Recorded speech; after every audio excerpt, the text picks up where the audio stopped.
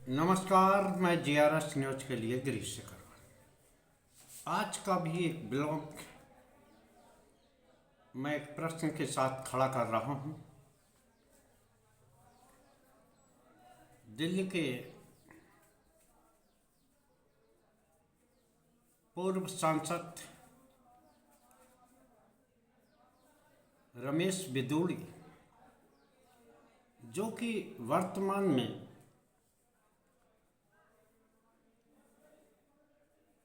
Party नेतृत्व ने उन्हें कालका जी विधानसभा सीट से प्रत्याशी बनाया है, के मुंह से निकला एक विवादित बयान क्या उनके लिए या पार्टी के लिए खतरनाक साबित होने जा रहा है। कालका जी विधानसभा क्षेत्र में ही एक सार्वजनिक सभा में संबोधन के दौरान रमेश बिदूड़ी ने कालका जी की खराब सड़कों को बनवाने के लिए जो वायदे किए, वो वायदा उसी प्रकार का था जिस प्रकार की पूर्व में बिहार के मुख्यमंत्री लालू प्रसाद यादव ने पटना और बिहार की खराब सड़कों की बनाने के उद्देश्य से जो वादा किया था और जिसको कि उन्होंने सुपरस्टार हेमा मालिनी के गाल से जोड़ा था। उस समय भी आप सभी लोग जानते हैं, लालू प्रसाद यादव की बहुत ही आलोचना की गई थी। यहाँ तक कि मीडिया की खबरों में ये समाचार भरा पड़ा। लेकिन बहुत ही दुख की बात है, रमेश बिदूड़ी ने कालका जी की खराब सड़कों को सांसद प्रियंका गांधी के गाल जैसा बनाने की घोषणा की, लेकिन मीडिया में सन्नाटा छाया हुआ। यहाँ एक बार फिर ये सवाल खड़ा हो रहा है कि क्या रमेश बिदूड़ी ने जानबूझकर ये बयान दिया या उनकी जबान फिसल गई। यहाँ मैं बता दूं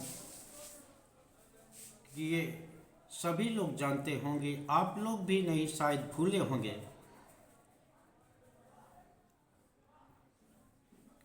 कि लोकसभा में बसपा के सांसद दानिश अली को गाली देने वाले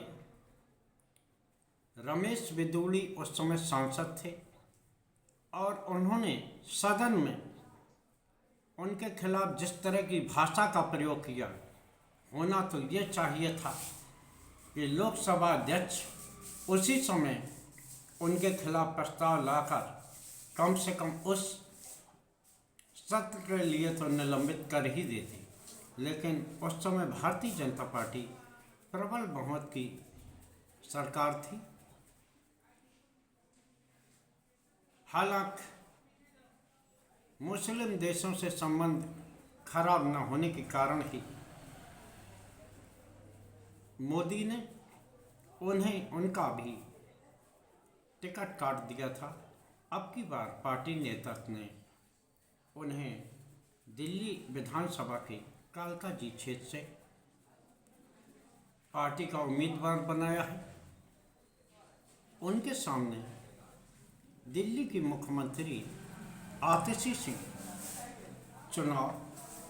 लड़ रही है, ये उनकी सीट है। तो यहाँ मैं बता रहा था कि ये रमेश बिदूड़ी का बयान जबान फिसलने का मामला नहीं, ये बयान जानबूझ के दिया गया है, क्योंकि एक जनसभा में उन्होंने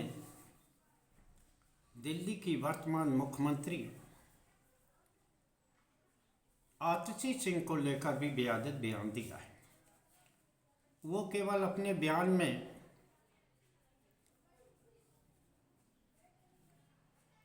प्रियंका गांधी तक सीमित नहीं रहे, बल्कि आतिशी सिंह को भी उन्होंने टारगेट किया और उन्होंने कहा कि पहले वो मार्लेना थी और बाद में सिंह हो गई। उन्होंने तो अपना बाप भी बदल लिया। तो इस प्रकार से जो रमेश बिदूड़ी की जैसी आदत है कि वो इस तरह के विवादित बयान देते रहते हैं, क्योंकि उनका प्रादुर्भाव छात्र राजनीति से हुआ है। हालांकि भारतीय राजनीति में तमाम छात्र नेता हुए हैं, नीतीश कुमार भी उसकी देन है, रामविलास पासवान भी छात्र राजनीति से आगे बढ़े, लेकिन कभी भी इन लोगों के मुंह से ऐसा घटिया और बेहूदगी भरा बयान नहीं सुना। इस संबंध में भी मैं आपको बता दूं, अपने दिल्ली प्रवास के दौरान मैंने रमेश बिदूड़ी से, जबकि वो कालका जी क्षेत्र में ही एक छठ पूजा के अवसर पर वो उत्तर प्रदेश और बिहारी समाज के एक कार्यक्रम में आए थे, तब मैंने उनसे इस बात को लेकर पूछा था कि आप 2 बार सांसद रह चुके हैं और छात्र राजनीति भी आपने की है, लेकिन आपने जो सदन में खड़े होकर अपने ही कुलीग सांसद को जिन शब्दों से नवाजा, तो आपने ये जानबूझ के किया कि आपकी जवान फंसी। तो उन्होंने मजाकिया रूप से वहाँ ये बैठे एक तत्कालीन श्रमिक नेता पीएन सिंह के लिए कहा था कि मैं जो हमारे स्वभाव में जो उच्छृंखलता दिखती है वो पीएन सिंह की देन है, क्योंकि पीएन सिंह उस समय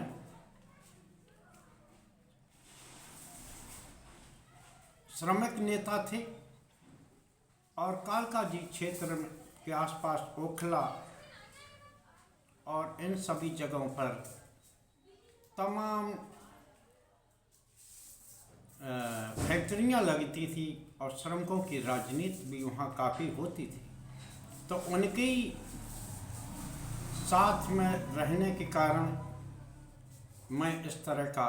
बन गया हूँ, हालांकि मजाकिया था। तो बिदूड़ी ने जो बयान दिया, जैसा कि मेरा ये मानना है, उस समय जो लोकसभा चुनाव में भी लोकसभा में जो उन्होंने दानिश अली के लिए किया है, जो कहा वो भी जानबूझ के कहा था और पार्टी नेतृत्व की लाइन को लेते हुए कहा था, क्योंकि पार्टी नेतृत्व जिस प्रकार एक धर्म विशेष के लोगों को कपड़ों से पहचानती है, उनके देशभक्ति पर सवाल खड़ा करती है, यहाँ तक कि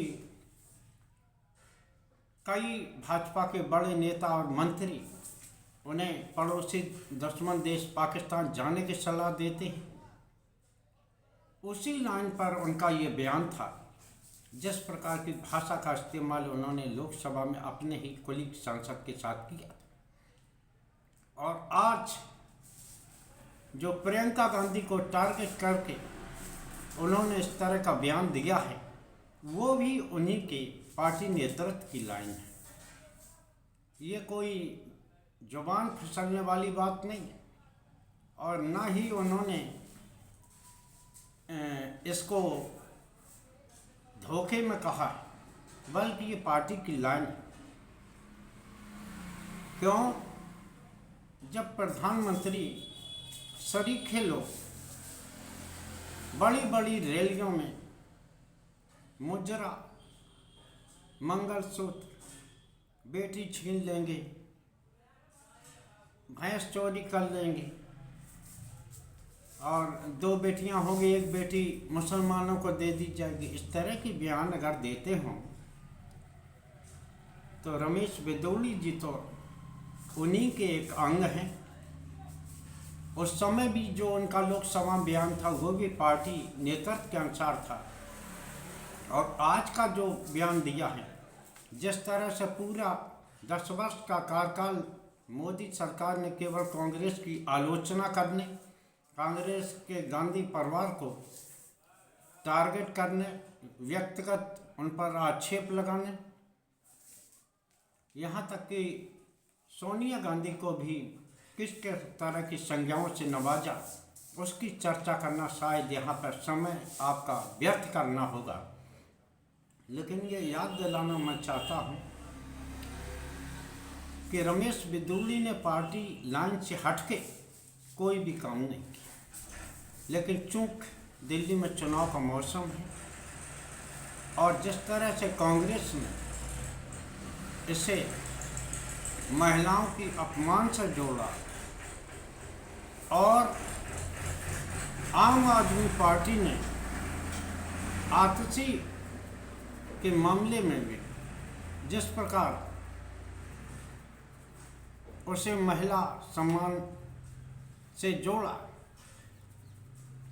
तो पार्टी नेतृत्व को इस बारे में तकलीफ हुई। ये लगता है ये दांव उल्टा पड़ रहा है, इसीलिए उन्हें एक संदेश दिलवाया गया